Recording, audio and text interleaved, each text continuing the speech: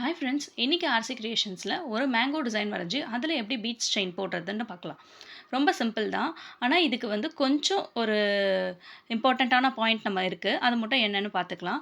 நம்ம straight line போடும்போது 2, 3 beads போட்டு நம்ம போடுவோம் இல்லைங்களா? 2 பீட்ஸ் போட்டுக்கலாம், 3 பீட்ஸ் கூட போட்டுக்கலாம். பட் ஆனால் ஷேப்ஸு, கர்வ்ஸு அந்த மாதிரி வரும்பொழுது சிங்கிள் சிங்கிள் பீடாக தான் போடணும்.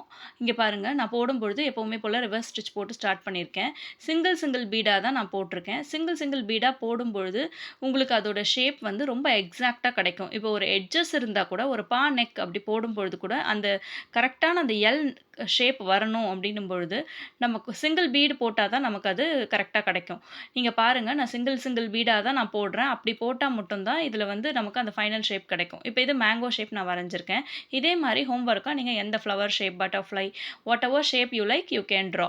அந்த மாதிரி வரைஞ்சிட்டு நீங்கள் அதில் ப்ராக்டிஸ் பண்ணி பாருங்கள்.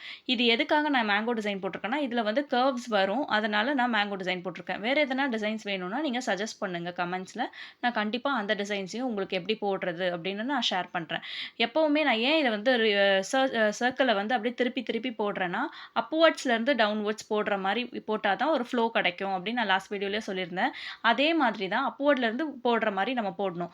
இப்போ இந்த இடத்துல கொஞ்சம் இம்பார்ட்டண்ட்டாக பாருங்கள், நம்ம வரைஞ்ச டிசைனை விட்டு நம்ம ஒரு கர்வ் வரைகிறோம். ஏன்னா நம்ம வரைஞ்ச டிசைனோட முடித்தோன்னா அது ரொம்ப எட்ஜுக்கு ரொம்ப ஷார்ப்பாக இருக்கும்.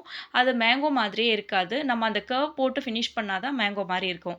நெக்ஸ்ட் என்ன வீடியோவில் பார்க்கலாம் friends. Thank you. Like, share and subscribe.